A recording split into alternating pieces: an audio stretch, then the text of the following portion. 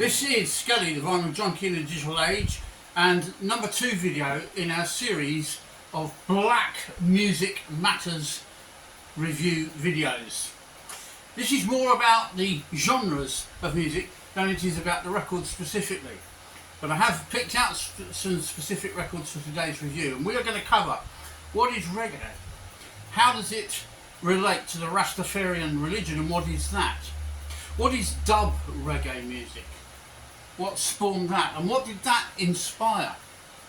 We're going to discuss how reggae sound system was the basis and the inspiration behind the modern day mobile discotheque. All this and more. Welcome, brethren. Let's rock with This Is Reggae Music.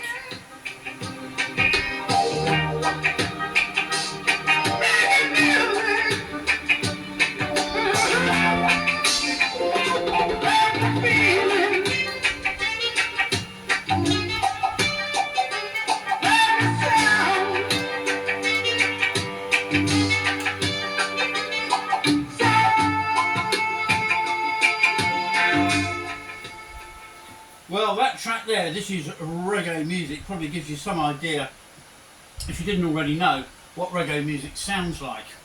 And it's very much a specific genre. It's a powerful genre too. And it fits into our Black Music Matters because, as the fist represents here, much reggae music is about struggle and oppression, being against oppression. It's also very, very tuneful and musical. And quite apart from that, it's very rhythmical. It's behind pretty much anything you can dance to. And in itself, it was a migration of Africans from the continent of Africa, some of them from Ethiopia in particular, who migrated out to the Caribbean, to the West Indies. And this music developed from ska music, which itself was a development from R&B. So reggae, quite apart from all the other elements of its vocal or lyrical content, is also the sound of Rasta. Bob Marley dubbed it King's music. That's a Spanish term from Christian sources. Also, the word ragga often relates to ragged and raggedy, as in being scruffy. So there's a number of elements behind the word reggae, not all of them that romantic particularly. But a new social religious movement developed in the 1930s which embraced Afro and Jamaican cultures. Interpretations of Bible teaching were used in this, I suppose you'd call it a faith, with God, i.e. Jah, residing in each individual person. It was also a reaction by impoverished Afro-Jamaicans against perceived oppression from the West, which they dubbed Zion.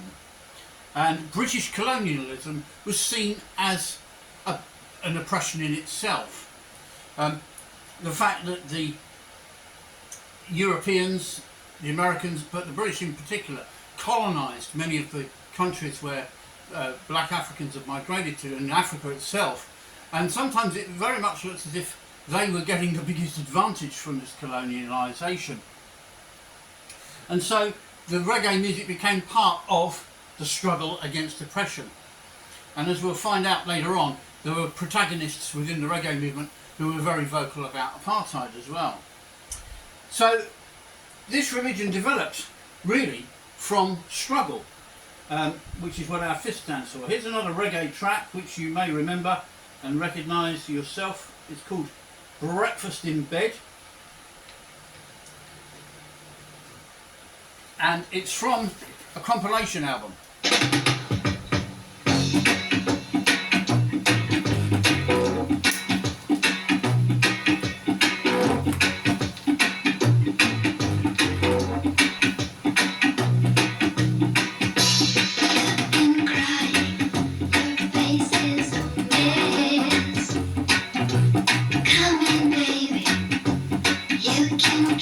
Tears in my dress, she's hard to get.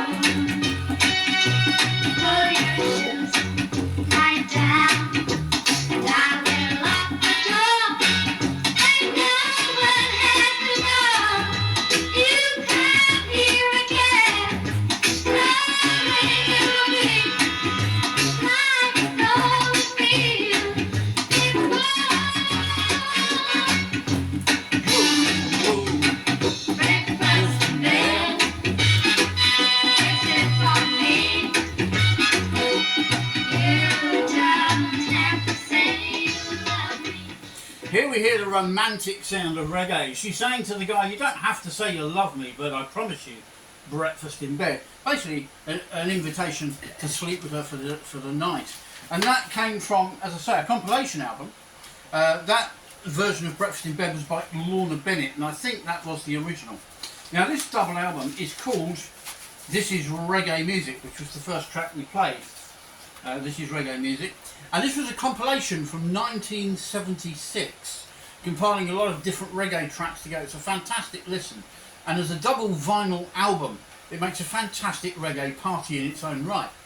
It came out on the Island record label, and as with much of reggae and some of the more dedicated labels to the genre, this album was released to raise money for a cause. In this case, the Jamal Foundation, which was the Jamaican movement for the advancement of literacy. So, in many ways, throughout history, although you can say that there was a lot of exploitation around the world from the West, there was also a lot of giving back as well. And you can argue that one till the cows come home, but at the end of the day, reggae music became a commercial and popular music in its own right. And as we heard from Breakfast in Bed, it spawned some very big hits, well-known songs that most of you have probably heard many times. Behind the Rastafarian religion, however, there was certain specific things. They were largely vegetarian, chanting and the smoking of cannabis. Now, we're not talking about the modern-day skunk cannabis that causes psychosis and paranoia. We're talking about a much earlier version of that drug derived from the leaves itself, much like tobacco. And smoking cannabis, along with a lot of chanting and a lot of music, were seen as sacraments to increase awareness and consciousness within the faith.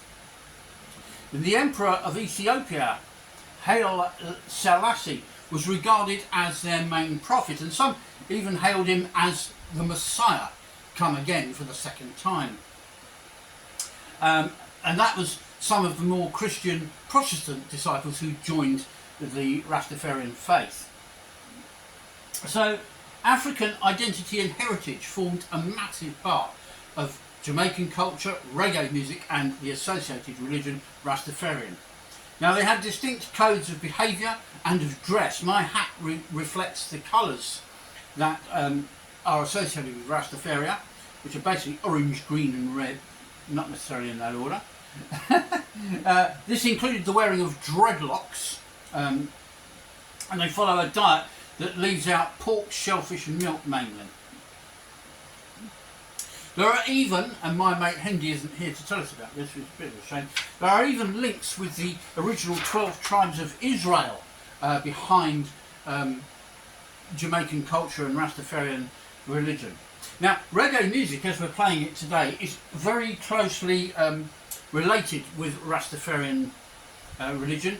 It's an Afrocentric religion that emerged basically in the 1930s, as we've said, promoting Pan-Africanism. From the 1970s onwards, though, its international success helped to spread the Rastafarian beliefs further and wider, with musicians often seen as cultural messengers and agents of change. And reggae music itself really morphed local variations of things like calypso and R&B into a music that relied a lot on the downbeat. Now, one of its main protagonists, and we'll talk about him a bit more shortly, was Dennis Brown, whose biggest hit in this country at least, or one of his biggest hits, oh yeah, must get the speed of the record right for this. That's something we have to remember to do. There we are. So, you'll know the song as Money in My Pocket!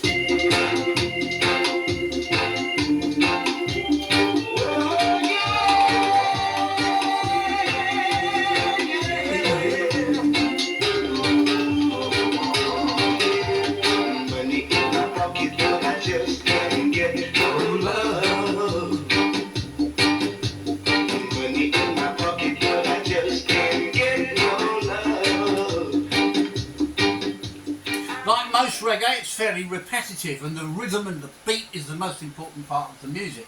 This will lead on to something we're going to discuss in a couple of minutes. So reggae developed from earlier Jamaican genres, including one called mento, there was ska, and another one called rock steady. It's rooted in traditional drumming styles that originated in places like Africa. Kumina, Pankuyumima, Revival, Zion is another form of beat, and Nyabingi and Buru. It incorporates elements of rhythm and blues, jazz, calypso, and as we said, mento. Now mento was a rural kind of folk music, a black folk music if you like, and that influenced dance music as an alternative to church singing. And it used traditional African folk rhythms, for example. So the idea that Africa and black music is the basis of absolutely everything follows through with reggae. The themes often sung about in reggae include political struggles, injustice, social commentary, love, and of course spiritual beliefs. But something else developed from reggae as well, dub reggae. And this track by Dennis Brown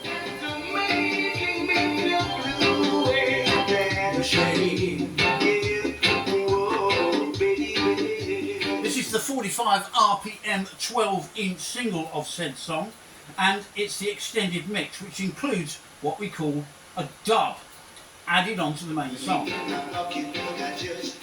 We haven't quite got there yet. I'm going to get you to the dub section. Here we go.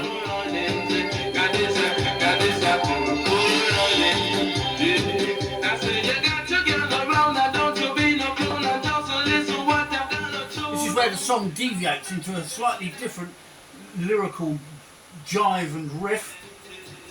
Now it's getting stripped down a bit more.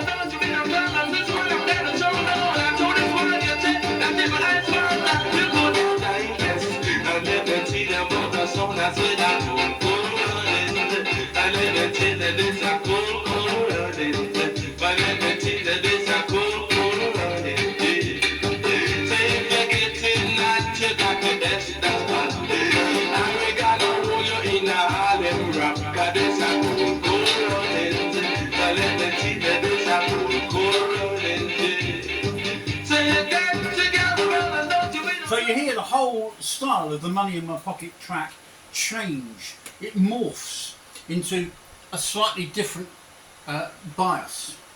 Dub is a musical style that grew out of reggae. In the late 1960s and early 1970s, it's commonly considered as a subgenre of reggae itself. And famously, UB40 did an album called Bagariddim. Riddim is the dub word for rhythm, and that you will hear again in a few moments actually on this review. It was developed and extended beyond that style. Generally, dub consists of remixes of the existing recording created by significantly manipulating the original track, as you heard there. Usually through the removal of certain vocal parts or maybe changing them. The emphasis is then more on the rhythm section. The stripped down drum and bass track is sometimes referred to as a riddim, as we just said. The application of studio effects like echo, which you heard on there, reverb, and occasional dubbing of vocal or instrumental snippets from the original version or other works. And of course, the word dub, as we know, means to glue on things. So if you're dubbing a record, you've recorded the basic sound, you're now adding other things on top of that sound later on. And it's used in filming as well. Now often dubbed versions of tracks are versions of the A side of the single, and as a dub version they were put on the B side of singles. And sometimes, as in this Dennis Brown one, Money in My Pocket, they were added on to the track on a 12-inch single as an extended remix. Now dub spawned many genres of dance music which are familiar to all of us over the decades, including electronica and dancehall and bashment and lots of other types of dance music throughout the decades. Rap, of course, derived originally with the Sugar Hill Gang from a variation on reggae music. But it also formed the basis for jungle music and drum and bass music. So reggae then is a lot more, there's a lot more to reggae than what you might imagine from just hearing a bit of Bob Marley on the radio, for example. Now Bob Marley is commercially the biggest and most successful of the reggae artists of all time, but there's many more important artists that are worth talking about, and we will come to a couple of them shortly. Now reggae is generally distinguished by a slower tempo than ska, or occasionally rock steady as well. A strong emphasis on the downbeat in the drum and the bass, often played on the offbeat by the way, and short staccato guitar or piano chords on the offbeat, as we heard on that record there. The bass guitar plays a central role in the music, as it does in virtually all black music, to be fair, along with the drumming. These are the most important elements of black music in general, and have fed through to all sorts of rock and pop music ever since. So the bass guitar plays a central role with a thick, heavy tone to it, right? And the high frequencies reduced to accentuate the low end of that sound. Now, as you heard, Dennis Brown was not alien to some very roots style reggae and dub music, but he also did some really classy pop, almost soul albums in the name of reggae. And Love Has Found Its Way is not only one of those albums, but it was also another of his hit singles. So we'll have a tiny segment of that. Now this came out on a much more commercial record label that covered a lot more genres than just reggae, the A&M record label. I'll show you that. So this was the music of struggle, black music, reggae genre derived from African influences, R&B and so forth. This was now becoming very commercial, very saleable, and very much part of the music business. So as I say, this album is a favourite with my wife Marie, and this first track really exemplifies a much more smoothed out Dennis Brown sound.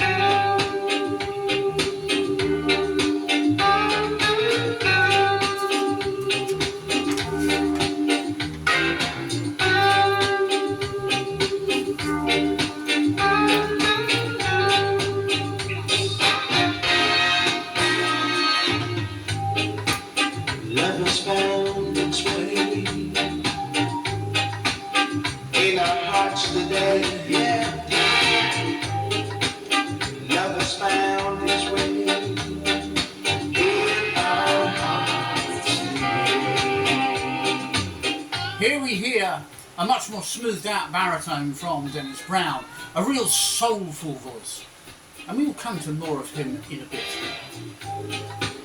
When your love is beautiful, there's nothing that can go wrong. When two hearts beat together, it's like an everlasting song. It's like an everlasting song. I bet you picked up on the jazz influence there with the brass section going ba ba ba ba ba ba ba ba ba ba, because like most musical genres, everything is a fusion in the long run, and reggae is no exception to that. It fused in lots of other things as it went along, and very often reggae artists covered non-reggae songs, you know, soul music for example, stuff like that. I can't begin to think how many versions of there are of I'm trying to think of the name of the song now. Anyway, the one where he goes Sunshiny Day or whatever it is. Oh gosh, can't think of the title of it. Anyway, it brings me on to what I was going to discuss next anyway. Years and years ago I ran a mobile discotheque, and it was called Disco Alexis, and one of my selling points, one of my pride and joys, was I used to buy 12-inch extended mix of reggae music, but not just the commercial stuff that was in the charts like Dennis Brown and Bob Marley, but I bought a lot of the import stuff on labels like Joe Gibbs, Trojan, and there were others, and I played these alternatives tracks that weren't in the charts, nobody had heard them, but people used to dance to them. Once they'd had a couple of drinks and they'd danced to some Boney M, some ABBA, ooh, cringe, I would whack in some reggae, maybe something well known to begin with by Bob Marley, and then I'd follow up with one of my more obscure 12-inch imports, and they danced to it because the rhythm was familiar. It didn't matter that it wasn't necessarily a familiar track. if they had heard Money in My Pocket on the radio and they'd heard Jamming by Stevie Wonder and, sorry, not Stevie, Master Blaster by Stevie Wonder, which was a tribute to Bob Marley, and they'd heard Bob Marley doing Jamming, then anything reggae would be quite familiar to them. Now, where did the mobile disco idea come from? You got it. It came from reggae. It was called originally the Sound System. It came from Kingston, Jamaica in the 1940s, where they played R&B music on speakers through amps and a record player powered by a generator on the back of a flatbed truck.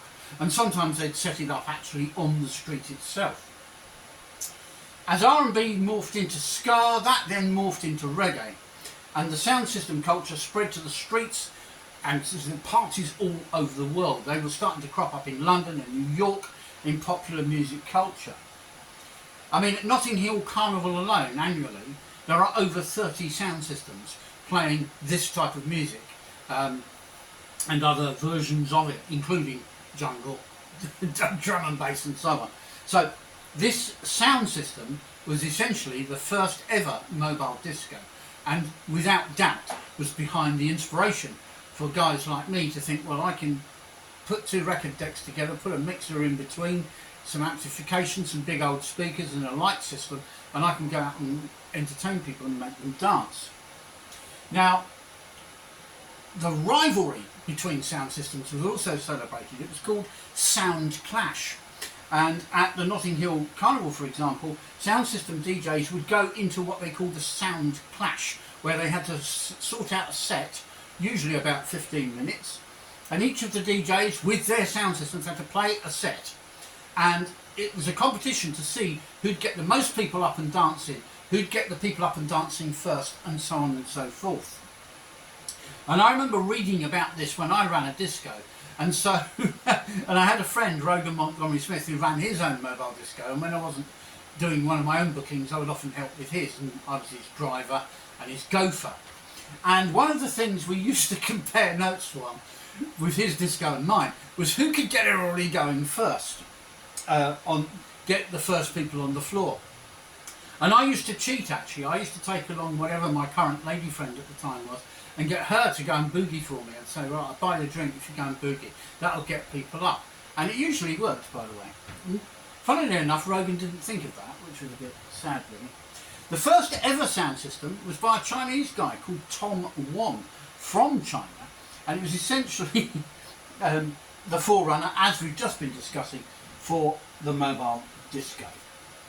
And so, we're going to come to some more stuff on reggae in a moment, but first let's read out something about sound system. This is from some lyrics about the sound system culture. We set out we speakers in a three-high stack, the bass, the mid-range, and a tweet up on the top. And when the bass line drop, the speakers can't pop. We build the box solid, them can take the impact. And when we start the rhythm, crowder start to rock. Them no ghetto tone are the cream of the crop. So that's a basic and rather poetic description of sound system, using the word, as we said, from the dub music, using the word rhythm. So we need to play something else, don't we? I'm going to get something else off this fantastic reggae music album from George Decker. He's a relative of Desmond Decker, who was a foremost charting reggae artist from the 1970s. You may remember his track, The Israelites, which again comes from some links that Rastafarians had apparently with the original 12 tribes of Israel. So everything you can think of to do with reggae and Rasta is celebrated in the music somewhere along the line. So here we go. Come on, Mr. Decker. Let's see.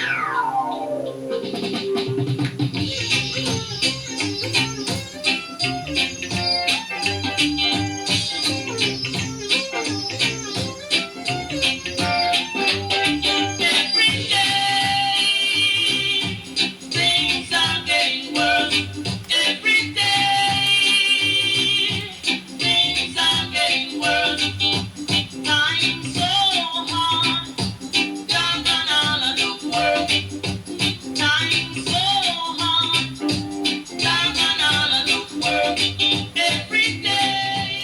heard George Decker singing a song called Time Hard, a reggae song about economic struggle. The fist, struggle, reggae music, African music, very often the main theme in their lives was struggling. And as the black African population spread itself around the world in a movement we call diaspora, they spread their cultural, but they also spread the message of their struggles. And this inspired some good and some bad political movements throughout the world. Most of which, of course, started with the best of intentions, like just about everything in life, and then later got hijacked by more sinister actors or players, shall we say. But reggae music spread rapidly in the 1970s, and it was an influence on artists of very diverse nature. Led Zeppelin recorded a song called, if I say it phonetically and then say it how it's meant to sound, right?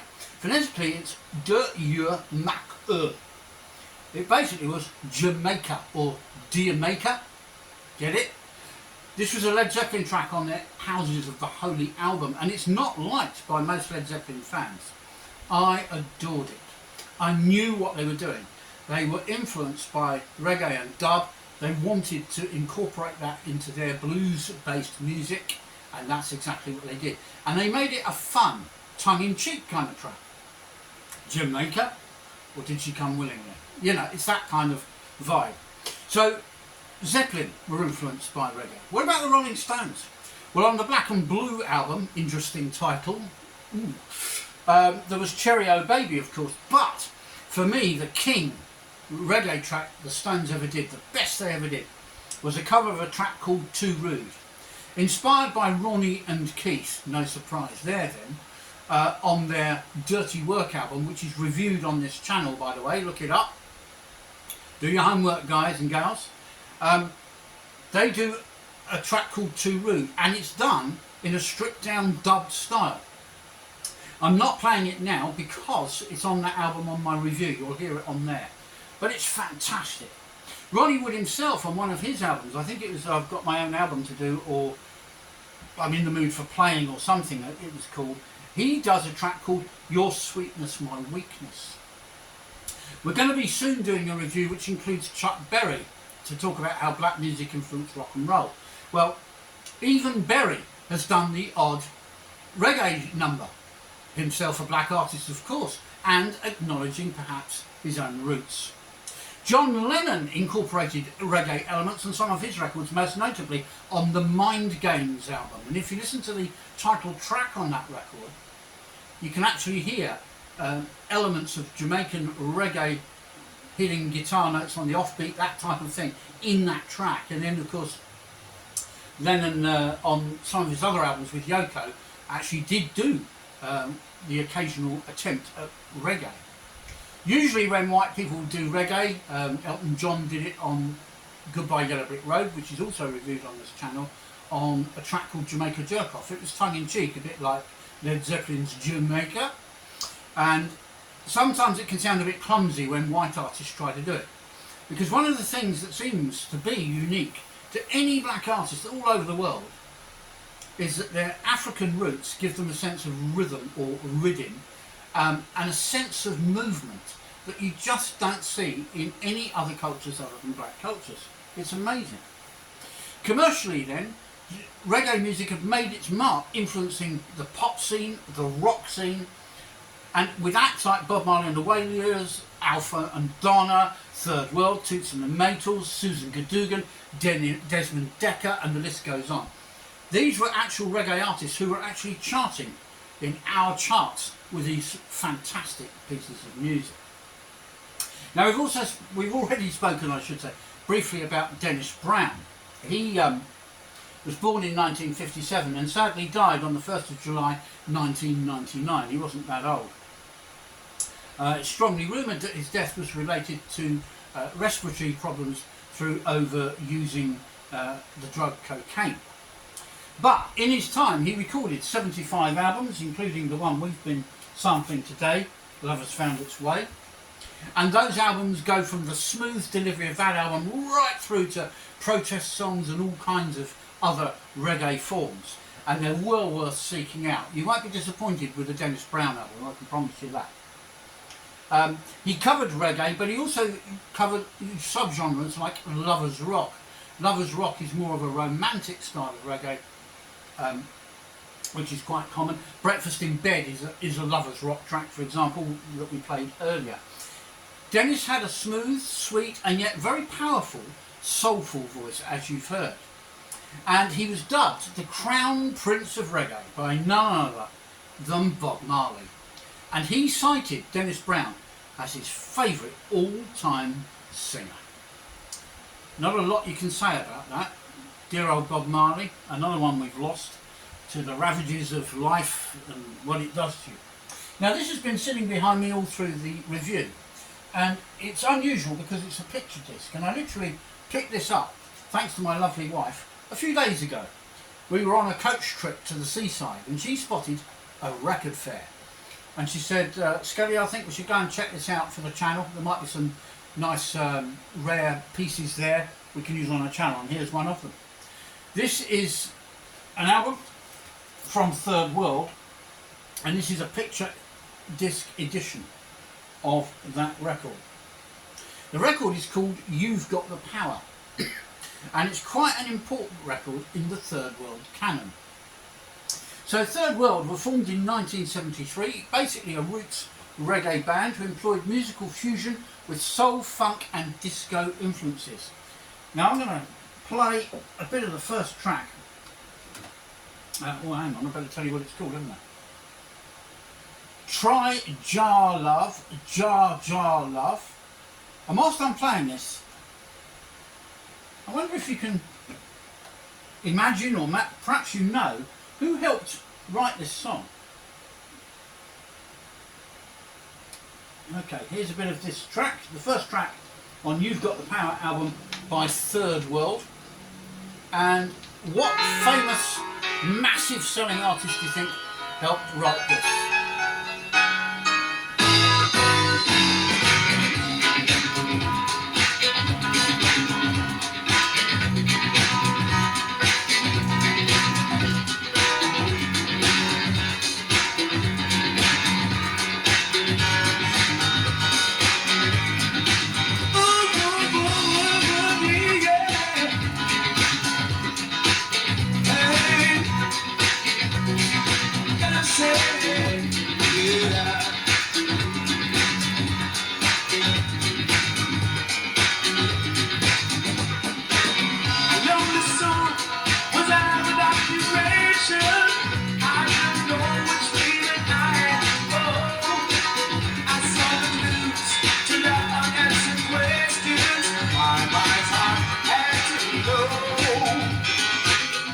For me, the vocal style is a bit of a giveaway.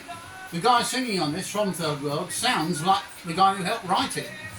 I'm teasing you a bit, but you're going to find out in a moment who it is.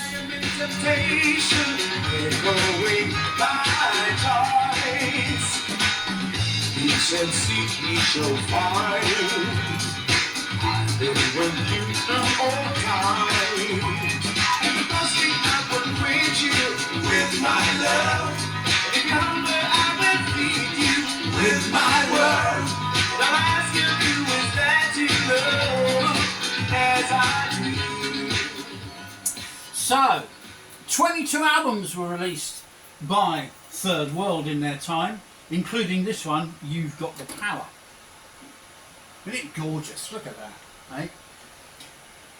And You've Got the Power was an important set in their canon because it was produced by Stevie Wonder. And yes, it was him who co-wrote that first track on the record.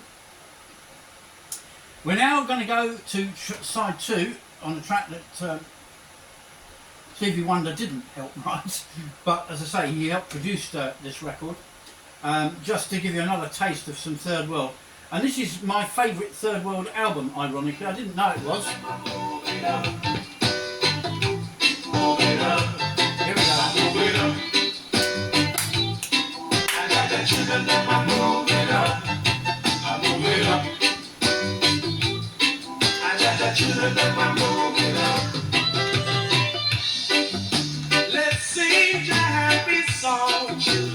It's not very often that picture discs play as well as this one is doing, because basically it's a piece of paper sandwiched between two clear vinyl pressings of side 1 and side 2 of the album, and as a result it's very rare these pressings are of high quality because they have to be extra thin to fit the paper between them and not make the record too thick. But this one's actually quite a good one.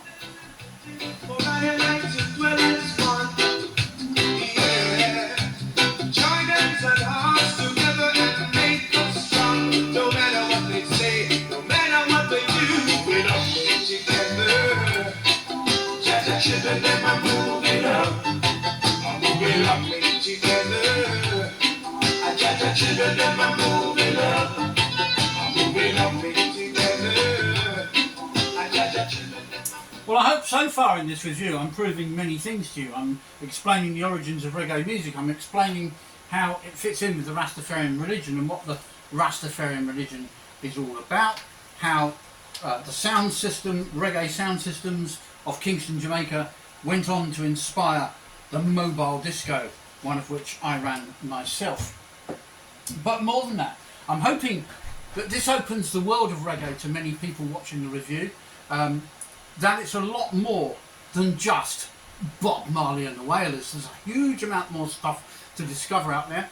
This is a cracking album, and even if you can't find a picture disc all pretty and gorgeous like this, you've got the power as a great album to find on the vinyl. And it sounds great on the vinyl as well, because not only does black music matter, but vinyl records matter too. So Third World then, a band well worth checking out. They first met Stevie Wonder actually in 1976, and Stevie had released a track called Master Blaster, which was a tribute to the lately departed Bob Marley of Bob Marley and the Wailers. And we're going to come to some more Wailers in a different angle in a minute. And Third World were on the festival with Stevie Wonder and agreed to perform with him on the track Master Blaster. And if you listen to the second track on side 1 of this Third World album I've got here, you'll clearly hear the bass line, which is so similar to Stevie Wonder's I Wish, because he wrote the second song on the album as well. Okay, we come to our final artist that I'm going to talk about in relation to my review, and that is the fantastic Peter Tosh. He was born on the 19th of October 1944, and he lived until the 11th of September 1987. He was one of the founding members excuse me, of the Wailers, a reggae band. I said would be coming at the Wailers again, with Bob Marley and Bunny Wailer, and between them they formed this band in the 1960s. But Peter Tosh, for many reasons, eventually decided to go out on his own and make his own records, and he recorded 9 albums. The most notable of these are Legalise It, in which he advocates the legalisation of marijuana, something which many millions of people support to this day, in actual fact. And probably his biggest impact politically and culturally was the Mama Africa album. I'm not actually going to play this because this is reviewed on the channel as well, and it's in my grouping or playlist, if you like, of Black Music Matters. But this is a significantly important album, not just in the world of Peter Tosh, but in the world of reggae in general, and its impact on those who didn't realise that Africa is the source of all things, because this is basically Peter Tosh paying tribute to Mama Africa, the continent that birthed just about everything, including him, as he sees it. And he often was quoted as saying, wherever you live on this earth, you come from Africa. He was talking mainly to black people, but he could be talking to anyone really, because we're all descendants, when it comes down to it, from early mankind. But more than that, this album actually has a relation in some ways to Western Africa, Nigeria in particular, because Tosh traced his roots back to Nigeria. And I remember when I played the Mama Africa track, the title track, which extols the things about Africa. I remember my friend in Nigeria, Felicia, who's done voiceovers on our channel, she did one for our review of this, she said, that's got Nigerian influences. And I said, no, it has not. And then I read the label and I thought, oh yes, it has. or I read the sleeve notes, I should say. So Peter Tosh produced this amazing album. So with his rich baritone voice, lover of Africa and in particular Nigeria, he was an aggressive campaigner for equality and justice, a staunch defender of Rastafarian principles too. And on record day, my wife Marie treated me to Peter Tosh's greatest hits, which is a wonderful album in its own right, but it gets even more wonderful because when we remove it from its sleeve, we discover we have a coloured vinyl record, and it's pressed in the 3 colours of the Rastafarian religion. There we are. Look at that, isn't that incredible? So, Peter Tosh, I'm going to play you something from this now. He famously recorded a big hit with none other than Mick Jagger of the Rolling Stones. Now, remember, Keith Richards was a great protagonist of black music. He has, I think he still has, a home of his own in Jamaica. And Keith would often write in his book, Life, about how he used to, wherever they were in the world, cross the tracks and go and hang out with the black people. So whether it was soul music, reggae music, whatever it was, Keith was always interested in black music. And the Stones actually basically took black blues music, didn't they, and morphed it into pop and rock and then resold it back to some of its original sources. So Peter Tosh recorded a track called You Gotta Walk and Don't Look Back, but this is not.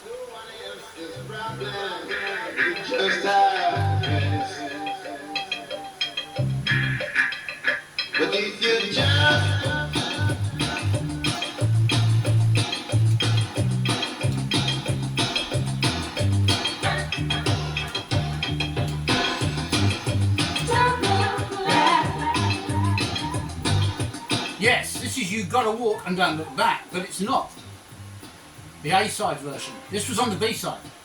This is the dub. Peter Tosh and Mick Jagger. Here we go.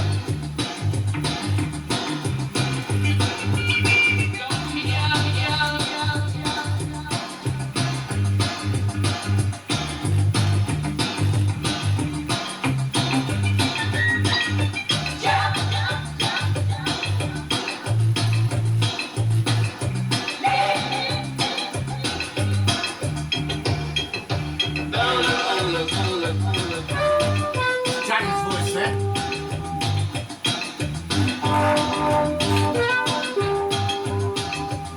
So you hear how they've morphed and reverbed and echoed the vocals and cut quite a lot of the actual singing out altogether. They've bigged up the bass sound and they've put in some percussion and put the emphasis on that. On side 2 of the record, I'm going to play you one more piece before we finish. And I'm torn between Bush Doctor and Mystic Man, because at the end of the day, one of the things about the tie-up with Mick Jagger was actually a tie-up with Keith as well. And the Rolling Stones, actually trying to help Peter Tosh promote him, signed him to their record label, the Rolling Stones record label. So some of the albums he did were on the Rolling Stones record label, including the single of You Gotta Walk and Don't Look Back. Right, I've decided to go with the final track on the record, Mystic Man, as our final piece of reggae music today, from the fantastic Peter Tosh. And in a moment I will conclude this piece. I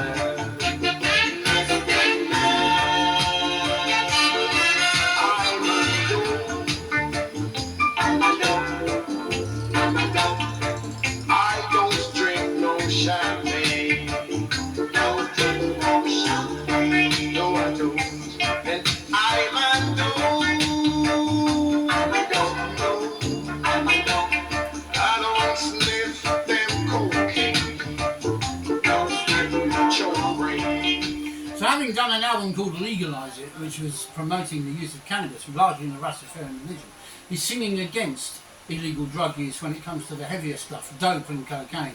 It's an anti-drug song in that way. And he's putting his faith in higher mystical powers, naturally the Rastafarian religion.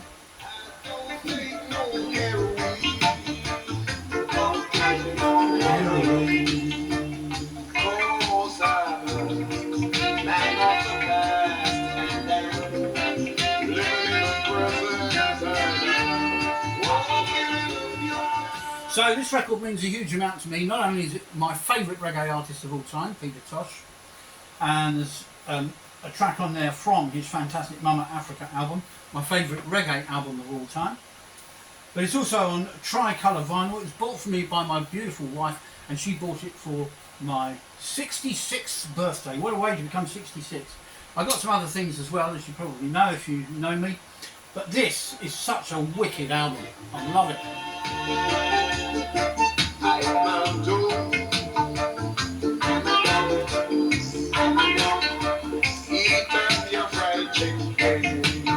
On this album, from the Mama Africa album, you've got a reggae version of Johnny Be Good, and trust me, it's a party piece for sure. You've got to Walk and Don't Look Back, that's the dub version of that track. Jah Say No, that's God Says No. I'm the Toughest, Nothing But Love, that's on side 1. On side 2 we've got Buckingham Palace, Bush Doctor, terrific that one, Wanted, Dread and Alive, and this one, a funky piece of reggae, Mystic Man. Record store that.